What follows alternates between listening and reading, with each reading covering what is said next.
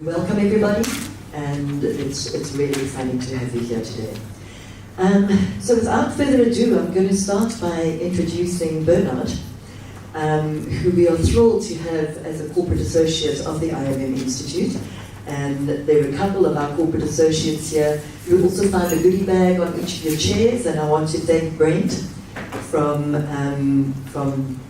Stadford Van Lines. So I don't know whether I say Stadford Van Lines or whether I say Laser Transport, but yes, part of the Laser Transport group.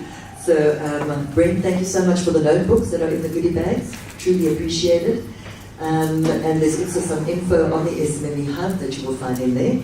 But as I said, to start with, I'd really like to introduce Bernard, who, as I said, is from our corporate associate Firejuice, who have been with us for a couple of months now, and as I said, really pleased to have them on board. Bernard is the marketing consultant and founder of Firejuice, an expert in marketing strategy, and over 20 years experience in brand management. 11 years of consultancy experience guiding SMMEs and startups, which I think all of you are going to find hugely beneficial today. Listening to Bernard address us, and after that we're going to have a discussion between a couple more of our associates. We've got Brad Watrich from Hot Mustard Africa, we've got Chule from Brainbow, and we've got Latabo from Credible, who are all corporate associates of the Institute. And I'll tell you, those of you who don't know about the Institute, I'll also tell you a bit more about us a little bit later. But Bernard, thank you so much for your time and for being with us today. We also, at the end of the session, are going to be giving away 2 vouchers for a session with Bernard and another voucher for a session with Brad. So I think that'll be really beneficial to our SMMEs and our startups, and we're really excited about that as well. But Bernard, I'm going to hand over to you. Thank you so much. Okay, everyone, thanks for having me. So, how should I? Yeah, so I've been a bit more about myself. So I did my, you know that somebody's done an MBA because they tell you. So I've done an MBA at Wits back in 2013, and there I did my kind of final dissertation on what I thought is the most difficult marketing job out there. And that is, you're a business-to-business company and you're a small company. How should you do marketing and branding in that situation? And I realized there's really a need for smaller businesses to get proper marketing advice. Strategic marketing advice that ties in with the actual business strategy, because that's really where you unlock value. And so that's my passion. I've struggled for a long time, and I'm not sure if I'm actually talking to my slides here, but it should tie in somehow. I've always wondered, now, what do I call these kinds of businesses I work with? Are they SMEs? Are they SMMEs, which is the South African term? Are they small businesses? Are they small, medium? Are they mid-market businesses? Essentially, I've kind of given up on terming these businesses or giving them a name. I should probably step in front of these chairs. And I hope you don't mind me moving around a bit. But yeah, so I've given up. Look, they're not listed corporates. I don't work with those. I don't want to work with those, to be frank. I keep it really simple and hands-on. But it is this space of really small business all the way to what I would term a mid-market company. How do you brand? How do you market yourself? And the whole idea of entrepreneurship and entrepreneurial marketing is, I think, relevant to this whole stretch. There are, and within this space, some people don't like calling themselves entrepreneurs. Some see themselves only as business owners.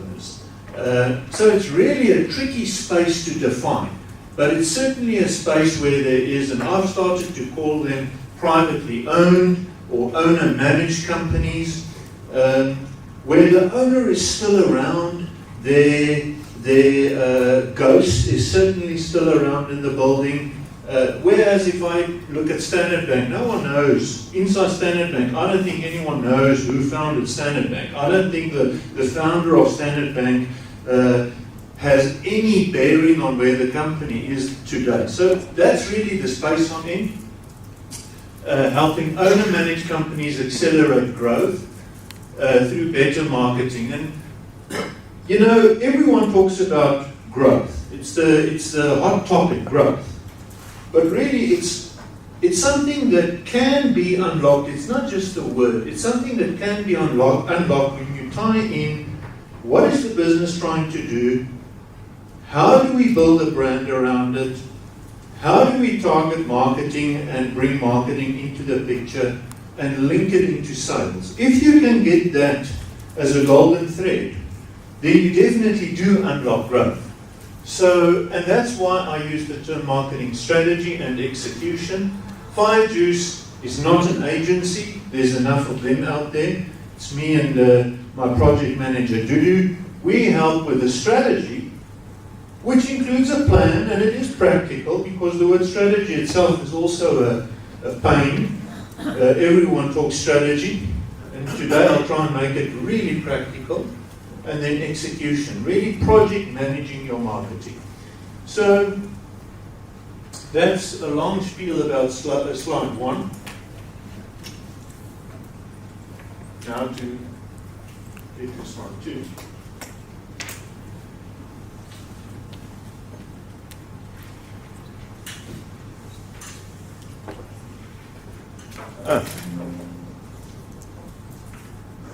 Tell me you've deleted my presentation. Maybe I should just keep using that again. I'll put the pointer down. Okay, so I'm going to stir a bit because that's my middle name. It's also why it's Firejuice. It's also why I've got red hair, or maybe red hair, which is slightly fading now, but that's allowing me to stir.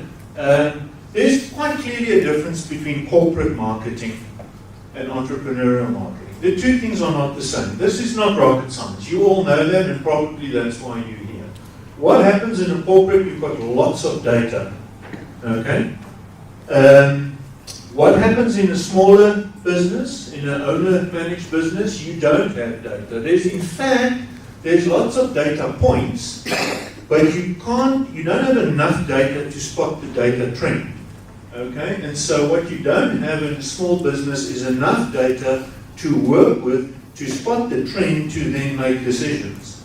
Now this is a big idea, and it's a big idea because many businesses or many marketers obsess over this thing about data. Okay? They obsess over data. Data is a buzzword in marketing. What they don't know is that the small business don't know what to do with the data because it doesn't have enough to actually make sense of it. So that's a big difference between the two. The second one I've got there is that it's easy to spot trends. I've kind of alluded to that. The business is the brand versus the owner as the brand. Okay, I've alluded to that too. When you're a corporate, you depersonalize. Your brand is not a person anymore. Okay, that is even starting to happen with the company. I mean, can we have a marketing conversation without using the name Apple? No. But even now, Apple is slowly starting to forget about Steve Jobs. It's slowly starting to disappear in the history books. Okay? Google is slowly starting to forget about Sergey Brin and the other dude. So what you have in a corporate is the brand itself is on its own and it's got an identity that is mature. Inside an owner-managed business, you can't help an owner-managed company with marketing if you do not get along with the owner. Okay? You need to sit down with the owner. That is the brand, or at least a big part of where the essence of it lies. Okay? The competition is known, the competition is unknown. Big idea, big idea. Small businesses don't know who they compete against. And it's not a problem, it's normal. Okay? Why? Because your business haven't yet expanded to the edges of where you are starting to touch the competition. You are still so small that you can operate without resistance. Okay, so you'll find this a lot. You ask a small business, who are you competing against? And they'll bravely tell you no one. or they will tell you, I don't know, if they are honest, or they will, well, if they say no one, it's typically because they think they are so tremendously special that no one else out there is doing what they're doing. Meanwhile, they're guaranteed is someone, they just don't know who it is. So that's a big difference.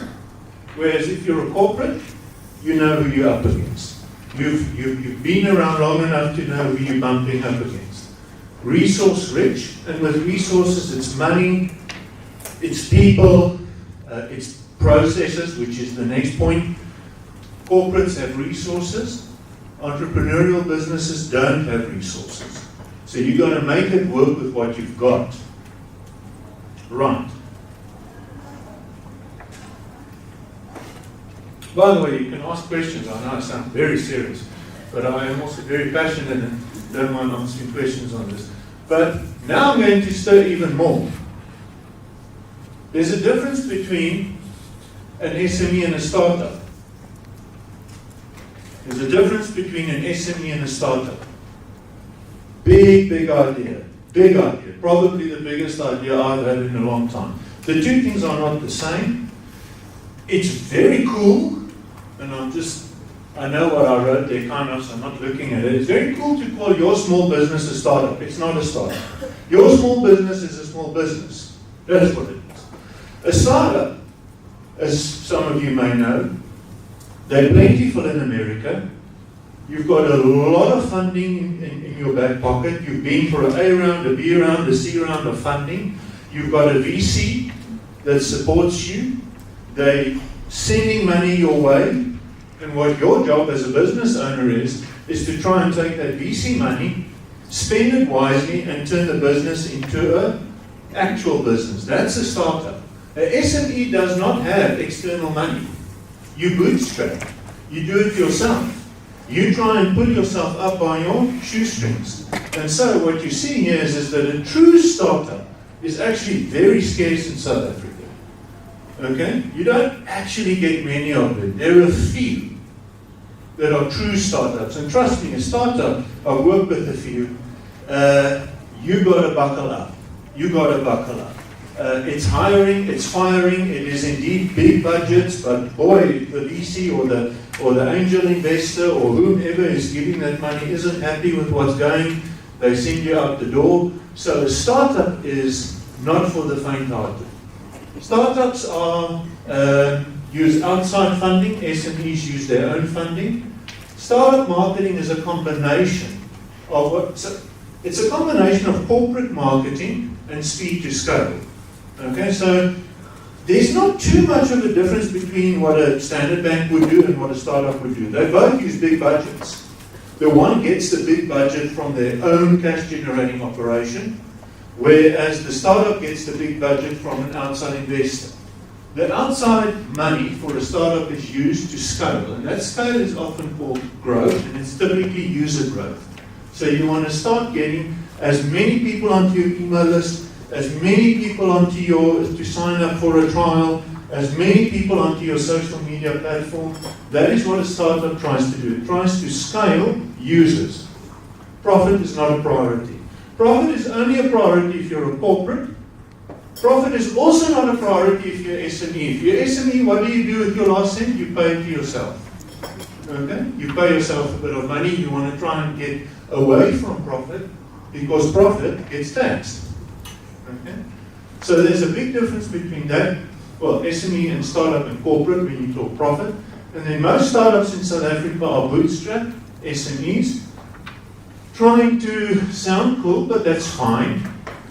You can call yourself a startup. Just know that half the stuff, and maybe this is my actual point, 3/4 of the stuff you see on LinkedIn, that you read about startups and how they do things, does not apply to you because you're not a startup.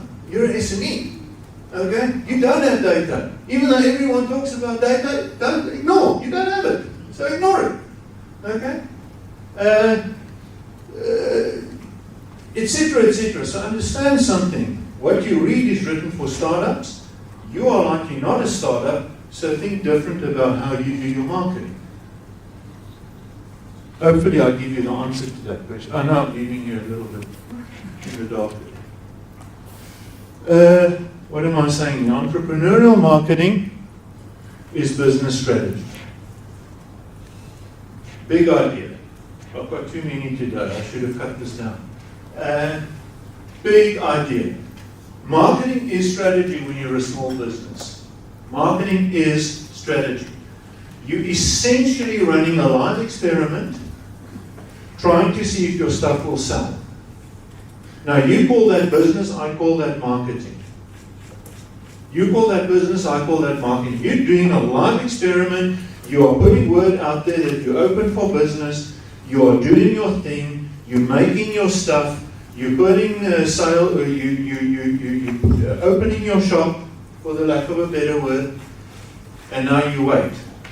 Somebody coming to buy. Oh, today no one came to buy today. I'm starting to stress. What's going on?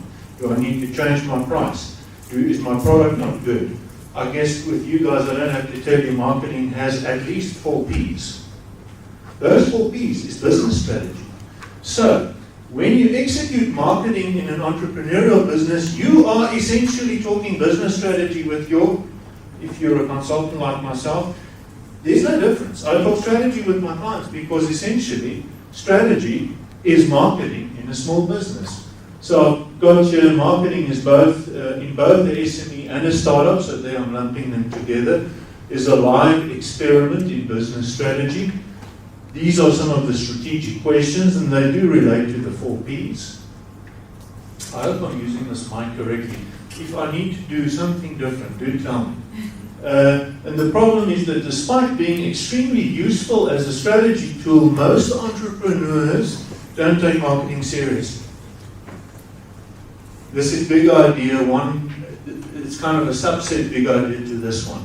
So marketers give their marketing to a junior, or business owners or founders give the marketing to a junior.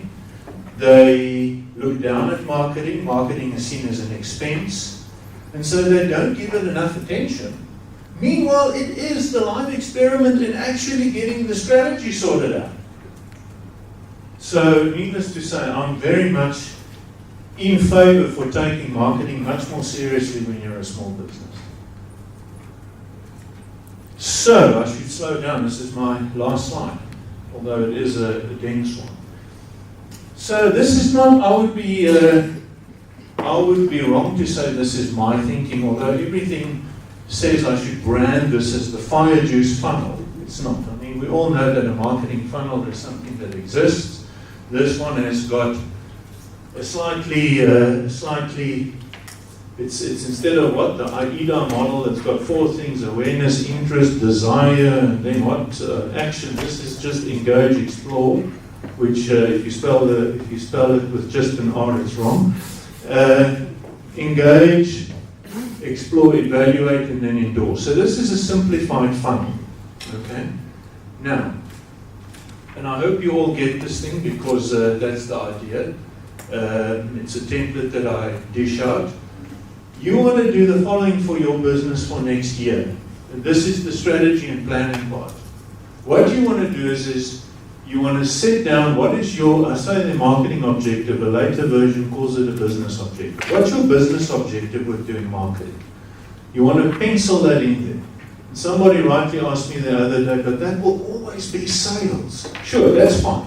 Okay? If your objective with doing marketing is sales, which is probably the answer, then pencil in either an actual sales number, or if you don't want your team to see the actual sales number, then you put a growth number in there. But you can't expect marketing to deliver the numbers if you don't input the numbers. So I'm suggesting for next year, decide what is it that you want marketing to do for you. It doesn't, I must stop talking when I walk past that thing. It doesn't have to be sales. Your objective, again, I change it to business objective, not marketing objective. Your business objective with marketing could be something like better partners. It's time that we get better partners on board. We want to expand our network. We want to expand into a new market. We want to get into a new country. So it doesn't have to be sales, although ultimately everything comes down to sales. But fair enough. So pencil down your business objective. Then I'll get down to the simplified funnel. I know I'm jumping around a bit. Then, who are you wanting to market to? Just a simple question. You'd be surprised how many people don't have this answer. Who do you want to market to? Okay? That is your audience. Then, what do you want to tell them? That's the block there on the right. What should be your message? I mean, this is marketing, okay? Sure, there's product and price, but ultimately, let's be honest, this is about promoting. And promoting is about a message. So what should your message be? Okay, now you've got the strategy part of marketing done. That's marketing strategy. You've got your audience, you've got your message, you know what your objective is. Now you get down to marketing planning. Okay? The planning part of marketing is that funnel. A, the engage part at the top. We want to engage as many people that may possibly want to buy from us. They may not want to buy from us today, but we want to engage with everyone that's potentially in our market. Now that is a pipe dream, it's ideal. We can't all put our ad up as the Springboks jog onto the field to play the All Blacks, so it's very difficult to extend your reach as high as the top of the funnel. And so I'll get straight to it. As a small business, you should start from the bottom up, by the way. And the next layer is explore. This is people saying, you know what, I'm interested in what you're buying, and now I want to actually start to fish around a bit. Often this happens without you knowing it. Okay? People want to get analytics and data to tell them, oh, you know what, what's good going on. You don't know what's going on in the market at the top. You even don't know what's going on at the explore phase. People surf your website, they don't tell you they've been on your website. They don't tell you that you're on their radar. They don't tell you that they're thinking of potentially buying from you. So data and analytics is useless at the top. It's mostly useless at the explore phase. It starts to show up at the evaluate phase where they go and they say to you, listen, can we please have a meeting with you? Can you send us a proposal? I'll give some examples there. I don't know why the thing is, essentially my layout is a bit distorted here, but essentially at each level, and then the endorse phase. The endorse phase is they bought from you, and now you want to keep them in the loop. Some would debate whether loyalty is even possible, but you want to keep your customers loyal, and those that have worked with you, you want to keep them informed. But as a small business, as an entrepreneurial business, you want to work from the bottom up. You want to work from the bottom up, not from the top down. If you're a corporate, you work from the top down. Big idea. Okay? We can't start with our annual TV ad and roll it out. We need to start from the bottom and say, those people that is in our network, how do we keep talking to them? Right at the bottom. That's number one. Your marketing plan next year should be focused on working, talking, informing, connecting, reconnecting with people that you have a relationship with or have with. Then you work yourself up one and you say, right, what do my salespeople need to make a sale? How do we strengthen the very bottom of the funnel in our marketing, the very bottom of the purchase funnel in our marketing and sales operation? How do we make sure that we give the right information? How do we make sure that our brochures are up to date? Our stationery is ready. When somebody gets an email from us because they're interacting with us, they're already evaluating us, we must look professional. Okay, so our stationery, our offices, our logo, all the touch points that are physical become part of the evaluate stage. Explore one level up. And by the way, these can be debated. I know there's some good agencies in the room that may have different ideas, but your website, very much in the explore phase. Okay? Is your website giving the right information? Your organic social media. Okay? When somebody starts to follow you on social media, they're exploring. Google Ads, SEO, webinar. By the way, please note, Google Ads is not a top of the funnel activity. It's not the same as TV ads. Okay? Google Ads is something you run to people that are already looking. It's not something that you are throwing out there to those that aren't actively, currently looking.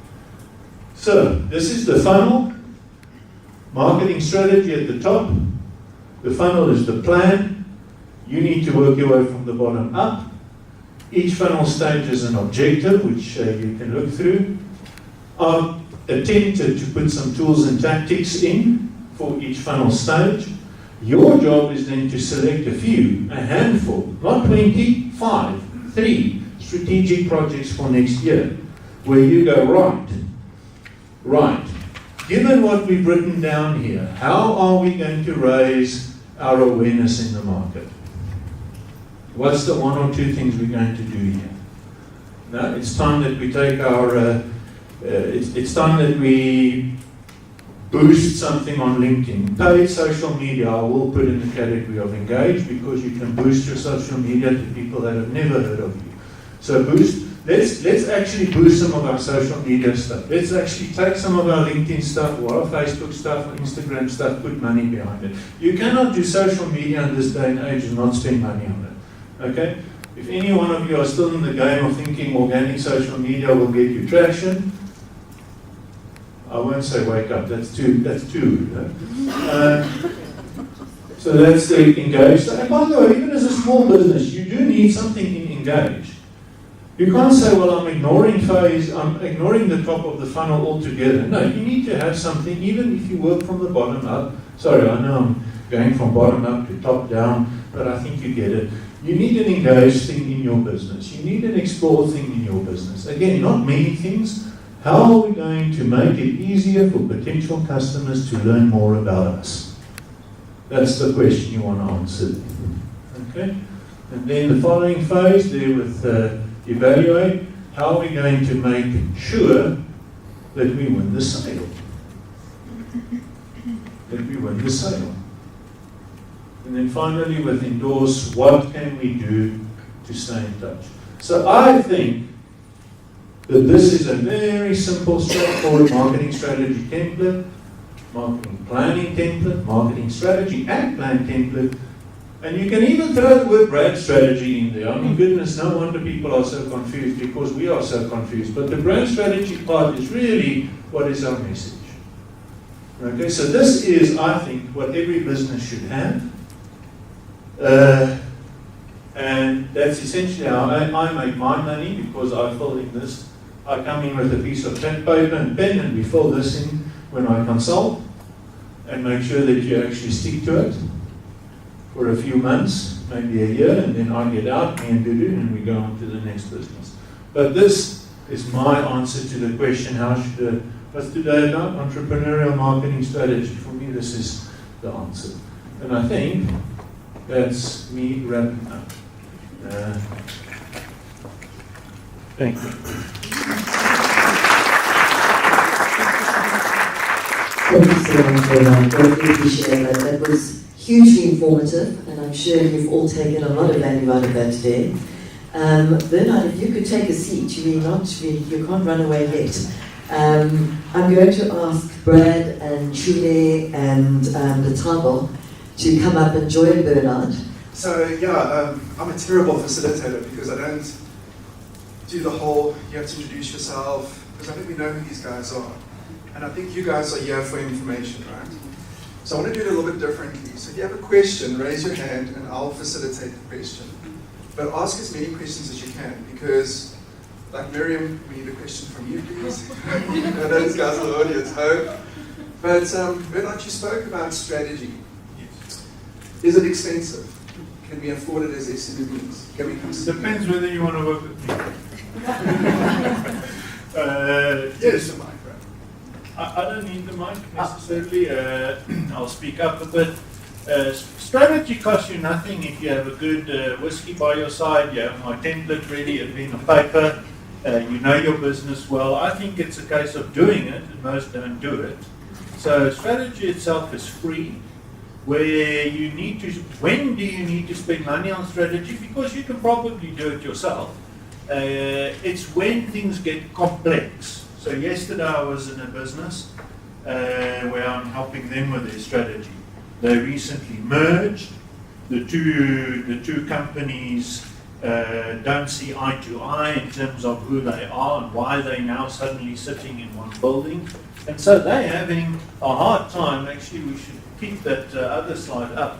They're having a hard time answering the message question.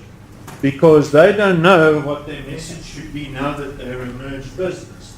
So when things start to get a bit complex, you want to,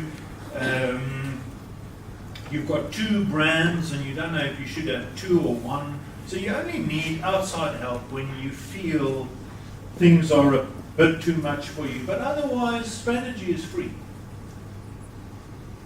Yeah, I think it is free, but I think there's a lot of us that don't know, like, what are the next steps, right? So you want to start a business, what do you do next? Or you want to employ someone into your business, how do you grow your revenue? I like simple things. I feel like we don't know how to do that. And then we turn to social media for answers. And like if you have a sickness or a symptom and you go to Google and you ask Google, you die. Same with your business. You go to Google and say, listen, I need a strategy, I need more revenue, and it's like, my word, I'm dying. So, what do you think? How can we as small business owners approach strategy? If we have limited budget, it's 11 o'clock at night, my debit orders are going to bounce, what do you do? Can you hear us, guys? Yeah. Can you hear us? This thing's weird. I feel like karaoke. Okay, I'll just try to use mine.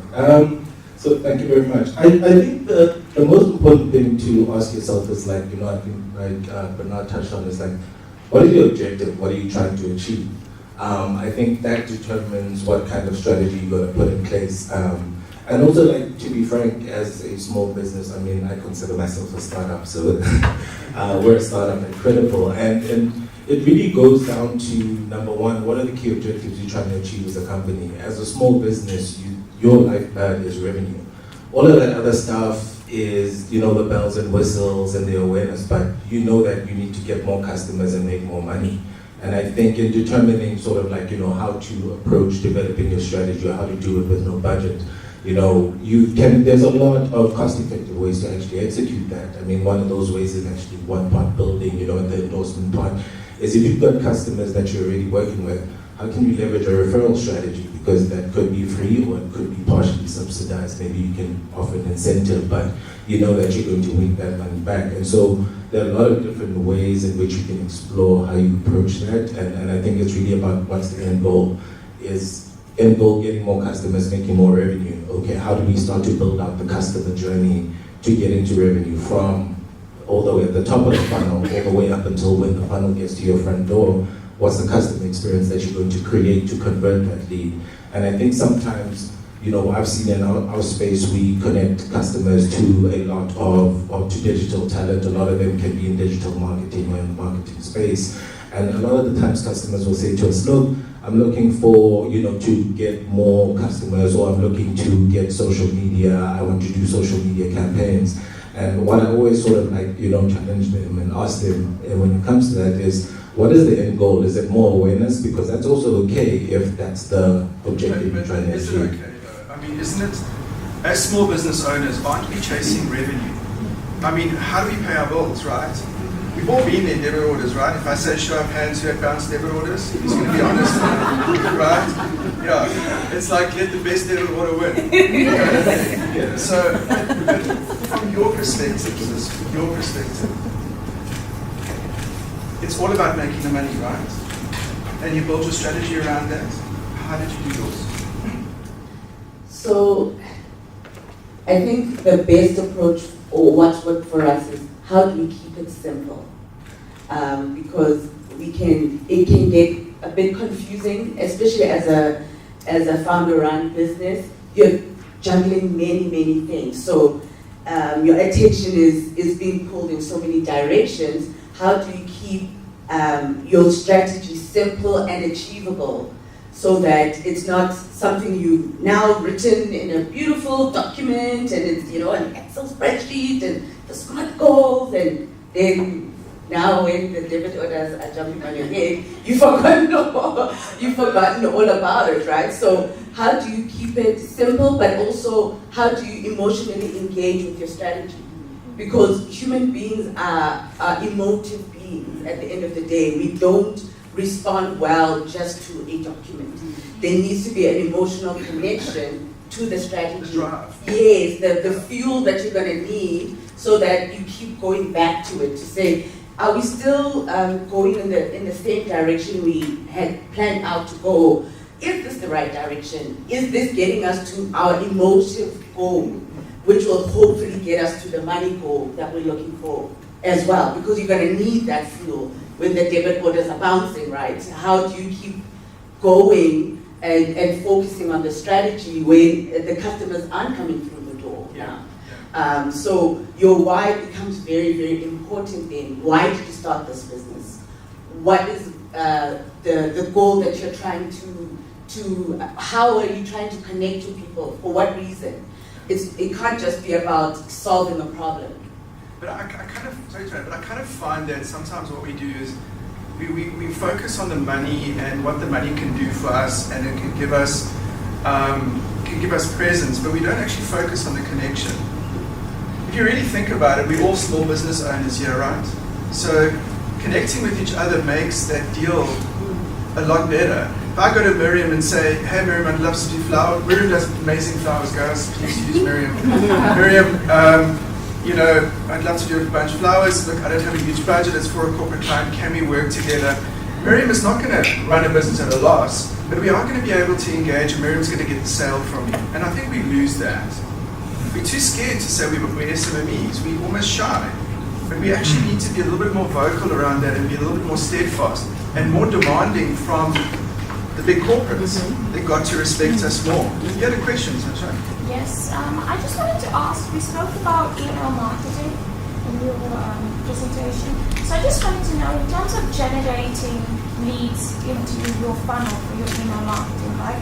A lot of people I've noticed use free products, or perhaps like a template, just like a taste of, for example, what you offer, just to give people an incentive to sign up to your email. Because I believe that marketing is boring things done really well over a long period of time to build those sorts of connections, right? So are you diluting the quality of your email list by giving away something for free? Oh, you mean this? He's doing it, guys. Sorry. First of all, let's start with email marketing, okay? Because that's, I don't know if that's the weird cousin in the corner. You know what I'm saying? So what do you guys think of email marketing? It's still valid, done the right way, positioned correctly, it's still a tool we can use as small business owners hitting a database? No, I think there's two sides of it, is how I see it. There's obviously ice cold email, which is a sales activity, a sales outreach activity, and that's very technical, and you don't want to land in a spam box. And I would suggest you use a professional, if I can call them agencies, to do your ice cold sales outreach. But to your point, I think, Brad, having a database of people we've interacted with, they're either past clients, present clients, people that have met with us, who have signed up to our email list. That, I think, is hugely valuable as a way of staying in touch. It's this engaged part, and I think I do talk about email as the endorse part. Okay. So what's your take on that, Brian? Yeah. I've got a big voice. I'll try myself. So I think from my perspective, I agree with what Bernard is saying. And I'd also add to that it also depends on the right combination of channels that you're going to use to reach your audience. Not everything is like material to every business. I think from the email marketing space, that is the one opportunity. Yes, the technical, cold emails, spammy type emails. There are things that you can do, and as a small business, you can also explore and investigate what are those things that I can do to avoid ending up in people's spam boxes. But that's if that's a channel that it makes sense for your business. And I think that's the one thing that you have to determine. But if you are leveraging it, especially as a small business, I think it's a very unique opportunity to build community. And I think if you approach it from that perspective, and it's about building community, how can we, because that's where you also get the people who become the advocates of your brand. And it's not approaching it from the perspective of trying to sell you something, but it's approaching it from the perspective of trying to create value for that audience. And how can you keep them engaged? How do you keep them top of mind?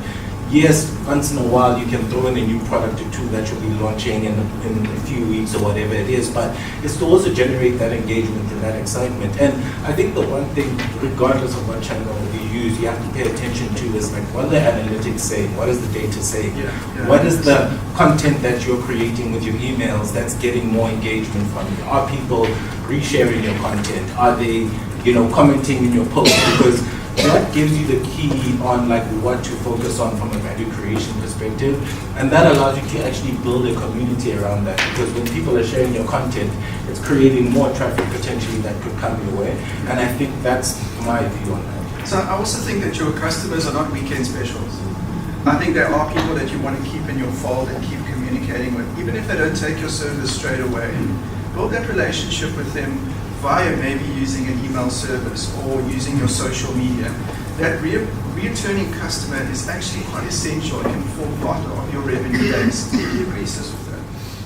I do. And this year, personally, I was on the verge of like this entrepreneurial thing. I don't know if I still want to do this. And my husband, literally, he's also an entrepreneur, and he was like, I'd rather my business close down than Brainbow close down. And then he asked me, what is the smallest sweet that you can give to someone as a way to start that relationship? And I was like, dude, don't make me, I've been pivoting. I've been like thinking of all the different things that I can do. But then when I calmed down, it's like, okay, the thing that we can offer people, for example, is like the Ubuntu workshops that we do, which we had not, it was not a focus on building that a community around that service. And as soon as we made that decision, then we realized that actually we have so many people that we can reconnect with and connect with under the banner of building Ubuntu, understanding that we are interconnected with each other. How can we leverage and create value for one another that will create a ripple effect of value? And when it was coming from that point of view that we're actually building a friendship, we're really building a connection. It didn't feel, and I'm going to use a spicy word, it didn't feel prostitute-y, which is how it was kind of feeling a little bit to me. But once I was able to change my mind about it, to say, no, I am building community, I am building Ubuntu with this other person. How can I help them grow what they're doing, what they're giving birth to, and the contribution that they want to make? Then it felt different. And I also think we underestimate the value we bring to a market. So whether we're a specialist in HR with Kalani in the back there, Kalani's playing in a very competitive space where there's huge corporates. But what I love about Kalani, she shows up very proudly positioning her business where it should be. And that mindset plays a huge role, I believe, in bringing us closer to strategy. So back to the beginning. So we have strategy, right? We're all clear on how do we approach it. Do we contact Bernard straight away, or do we solve it internally first? What are the fundamentals, Bernard, that you're looking for before the SMME comes to you? What must they have? I want to say shit together, but must they have their stuff together, or they just come to you all crazy and they're wild? I'm trying to think. It's on your budget. It depends on your budget. No, I work with any size business. That was I actually, my prices are on my website, so I'm quite extreme by telling you what I charge. So I give you a quote before you even ask me. Because I work with small business, I mean, you want to know what's this going to cost. No, the kind of businesses that come to me are either in dire straits or very ambitious. That's what I figured That's out. most of us here today. We like it. But the guy that just, it's not just guys. Businesses that are hovering, they're cruising. They're not looking for answers, they are happy. They either yet to hit the turbulence or they passed it and figured things out for themselves. So the kind of businesses that come to me are the ones where they do wake up at 4 a.m. in the morning because they're stressed, or if you mean 3 a.m. Or they are seeing a gap and boy, now they need to take it and they can't sleep because they're so excited. So you come to me when you have trouble sleeping. Either because things are about to crash, or because you are so excited you can't shut your eyes. Then you realize you need help. So, speaking about pivoting, changing subject very slightly, social media tends to tell us what our businesses should look like, what a successful SMME looks like. Should we be listening to them, pushing for the Bentley when we just want the Toyota? You know, And you know why I'm asking you this question. I guess. I think the reality of it is, for me, it always goes back to, you know, what kind of business are you? What is your objective? Who is your customer? How can you reach your customer? What's the most effective channels to reach your customer? There's this new concept that I came across recently. I think they call it product, market, model, and then channel. And regardless of what you're selling, you know, you've got to understand your customer as a starting point. I think before you even develop your strategy, who are you speaking to? What do they look like? What is this person's, you know, they call it the persona of this customer?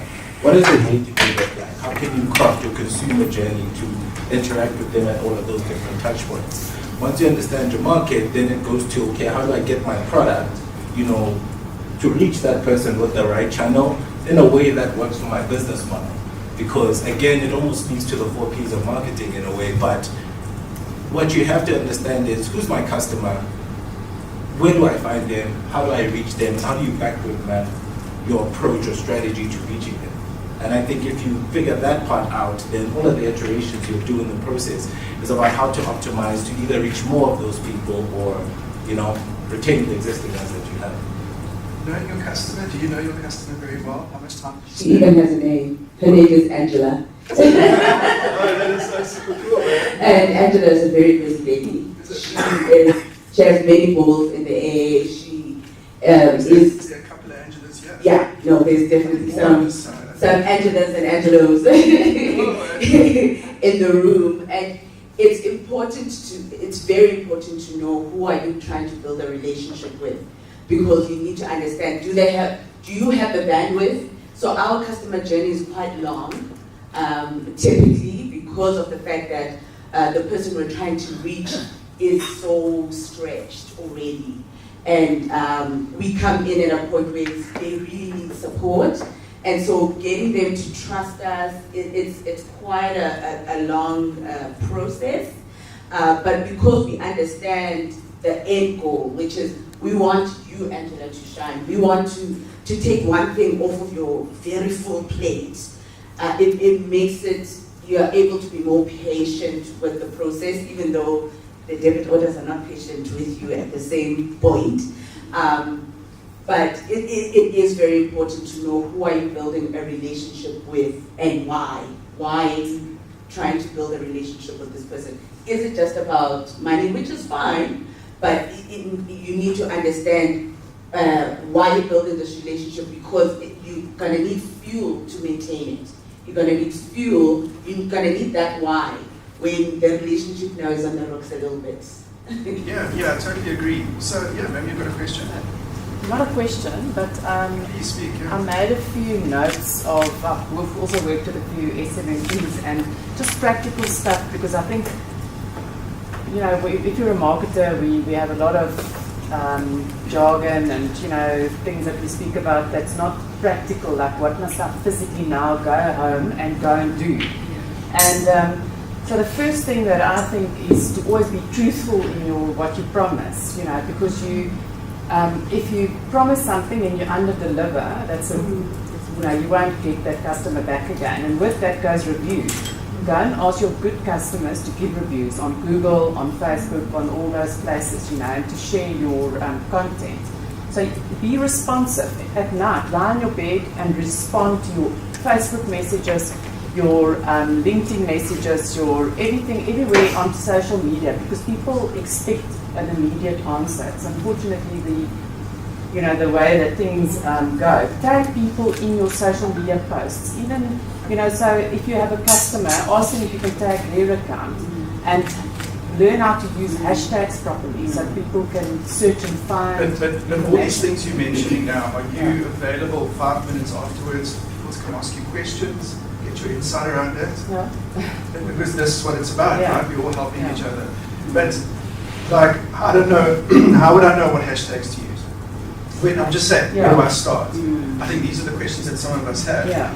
So I think the key for this session is that the answers that you're struggling with or that you have in your mind right now is actually the answers are sitting in the room here by the individuals that are sitting next to you. And this is the whole purpose about the vision with Irene and what this institute wants to do, is have these sessions regularly where we can share insights with each other. Because I can tell you, I'm terrible at finance. I'm a creative guy. I'm not sure better than you at finance, bro.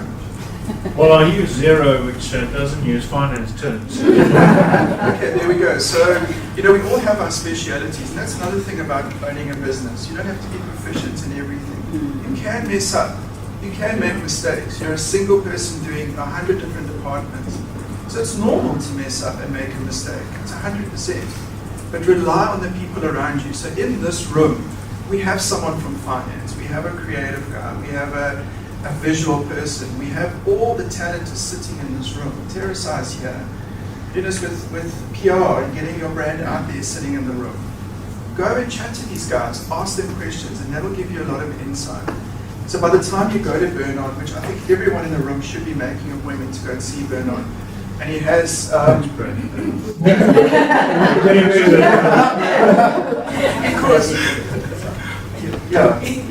because that is how we grow business, is by doing this. It's not these fancy conferences where they, all protocol is being observed. That doesn't bring money into your bank. These sessions where you can go to someone and say, listen man, I'm struggling, I need your help as a florist, but I don't have a lot of budget, what can I do? Miriam is the perfect person to talk to. I need to employ someone in my business, Kulani. Can I have a coffee with you and you can help me? Kulani will give up her time. I'm grateful by coffee. Coffee or party or room. She's looking for a guy with a Bentley if anyone's I also want to add, especially in the world that we're living in today, because we are living in the information age and there's a lot of resources available online to help you figure out some of these things. I'd also say, guys, don't be scared to use ChatGPT. Like, What's that? use it as your co-pilot, use it as your assistant. That thing can help you figure out some of the most complex things that you're trying to figure out. Even coming up with a basic strategy to get 5 more, 10 more, 100 more customers. It can help you configure that. So you also don't have to find yourself feeling like all of the answers are out of reach. I know sometimes, even when you search stuff on Google, things are hidden within blogs and some things are just repetition on repetition. And some things take time, but there's also more efficient ways to get some of the answers that you're looking for. And I think don't be afraid to explore that. A lot of these tools are free. There's like many different kinds. There's ChatGPT, there's Copilot, there's Gemini. Even things like, okay, I want to do a social media strategy. Let me come up with some copy for my social media strategy. You can ask it to say, these are the objectives I'm trying to achieve.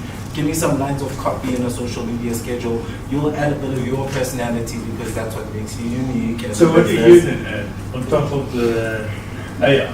On top of the AI. The key is to use it as a tool to support you to create more efficiency, not to replace you. And please change your S's to Z's to S's. Yes.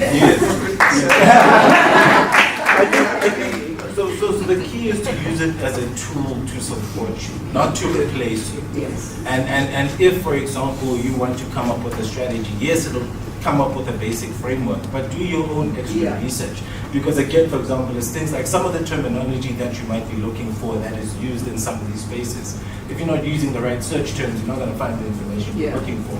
And so even from a framework perspective, you can say, ChatGPT, how can I put together a social media strategy to get more leads to my website? What does that look like? It'll give you a basic framework and you'll do your own research and say, okay, what are my potential competitors doing? Because you have to actually see what your competitors are doing, see what's actually making them win. And obviously you may not have an insight into the back end of their analytics, but you can see from social media posts what content they're creating that's creating the most traction for you, for them. How can you sort of position yourself closely or similarly to align or separately to sort of take up the space that you want to take. And so that's why, for me, is use it as something to support you with some of these tasks that maybe might take a lot of time that you don't have as a small business owner. And like leverage it to do that, and then you add a little bit of your personality and your source to it, and you move. And I think it's as simple as that. Nothing has to be so far away. After a couple of drinks. Guys, we ran out of time. We ask Hope and Paul and Kulani to come and swap seats with you. And they're just going to tell us in 3 or 5 minutes maximum. They are, in their own right, each very successful SMMEs. And they're going to just quickly share with us their story and how they did it. So thank you so much. Thank you for being here. And thank you. Can we start with you, Kulani? Yeah, sure. Good morning, everybody. My name is Kulani Shimani. I run a HR enablement consultancy called Shiluva. We are 7. And sure, started out as a side hustle. Decided in 2019 that I was going to give up my job to make Shiluva work. And then the spicy flu came. And it was fantastic because we were busy. Because a lot of people needed help in terms of how to manage people, how to navigate that particular process, etc., etc. Past 7 years have been ups and downs. I like the understanding your why component of things. I have 2 whys. The one, I like expensive things, Prada, like I work for Prada. 2 is I'm a single mom to a neurodiverse child, so he's another reason why. Actually, I have 3 whys. And the 3rd one is we spend too much time at work to be unhappy. So I help organizations to make their workplace happier, healthier, allow people to thrive so I can buy Prada and these things. And if I was going to give anybody some advice in terms of, your entrepreneurial journey, is that find community and build community with other people that run their own businesses that are entrepreneurs. Because when I want to have a cry and moan about clients not paying me, I will pick up the phone and have a conversation with Brad and tell him as well. And also, I like what Bernard said about us not understanding our competition. Don't focus too much on that. I'm not too worried about what my competition is doing. I'm just doing what I'm doing. And in doing that, I've built my community. I understand my customer base. We've been able to do business with, what you would call startups, but all the way up with some of the big banks, some of the big consulting agencies as well. And I don't think I would have been able to do that if I was too worried about what LabourNet is doing, if that makes sense, right? So just, focus on what you're doing as well and have fun. Have fun. One of our values at Shiluva is to have fun. The work that we do is very serious. You go into organizations to implement a Section 189, that's very serious. People are about to lose their jobs. But you find ways to have fun. And if you're having fun doing what you're doing, then, it's a reason to wake up. Well, in addition to Prada. And that's it for me. And yes, I am looking for a gentleman of the Bentley. Paid off, preferably. Beautiful. Thank you so much for sharing that with us, Kulani. While we carry on with the other 2 special guests who are going to tell us their story, Chantal has got a big orange bowl. I'm going to ask all of you who are SMMEs or startups or whatever we want to call them to please put your name tag into the bowl, and we're going to draw our prizes after we finish the session. Thank you.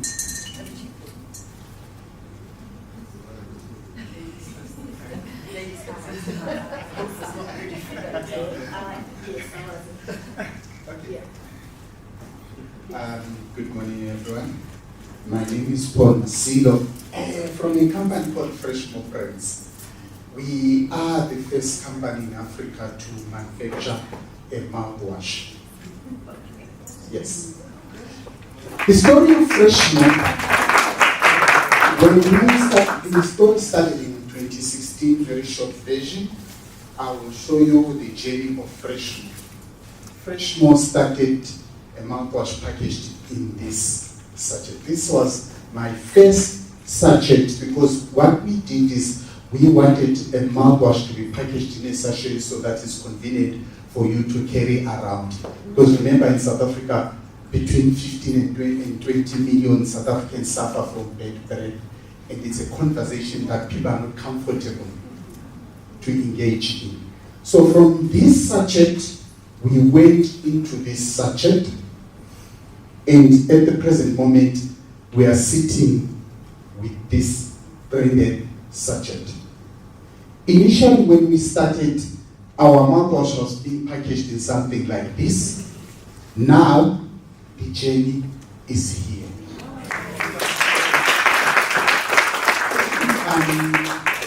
We currently, recently, I think last month, September, we got an approval to be listed at ShopRite. We actually exporting to Zimbabwe in small quantities. Actually, this morning, I was actually delivering some boxes that are going to Zimbabwe for export. And one of the things that I always say to entrepreneurs, please get in a mentor for your business. If it's possible, get maybe 2 or 3 mentors who are specialists in a certain field, because I've got about 5 of them.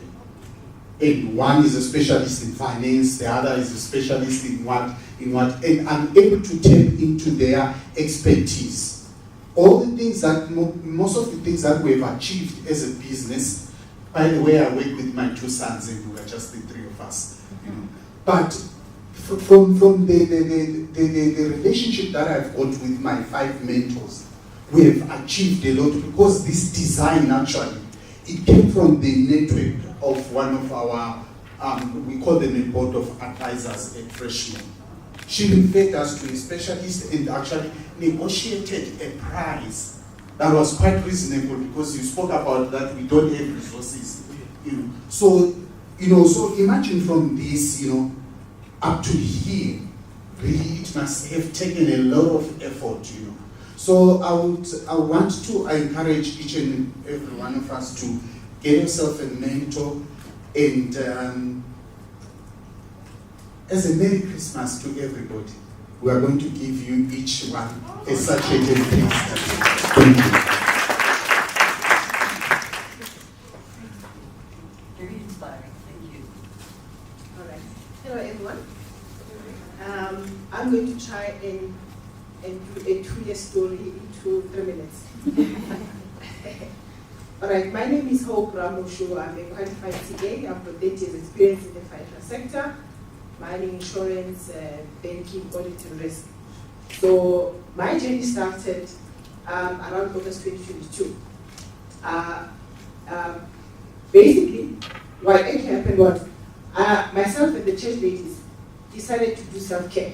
It was the month of August, and we decided let's actually do self-care. We went for mammograms and the works. So on that particular day, on the 12th, I went for a mammogram. I usually would go, and it would take me about 10-15 minutes and be out. That particular year, 2 hours later, I found myself, I'm still in the doctor's rooms. And you can see they coming in and going, and then I like, okay, is everything all right? They're like, no, don't worry, everything's fine. In the end, they then said, they recommend that we do a biopsy, do you mind? I said, no, let's please go ahead. The result came out on the 15th of August, and they confirmed that I had breast cancer. Stage 3, metastatic, invasive metastatic at 67% growth. I was scared. I thought this is the end, when it was discovered. But I then decided, I spoke to my doctor, and the prognosis was good. He said, look, it's treatable, remain positive, and let's see where it takes us. So I then decided that, I asked God, God, what is my purpose? What do you want me to do? What did I do wrong? I spoke to my family. I had a lot of support from my family. But out of all of that, I actually went for treatment. I had 16 sessions of chemotherapy, including 4 red devil. they call it the devil, and it is a devil. 12 Texel, I had the works, I had the surgery, I had the reconstruction, I had the radiation, I had the woman treatment, I had all of it. The folding of the hair and everything, I've been there.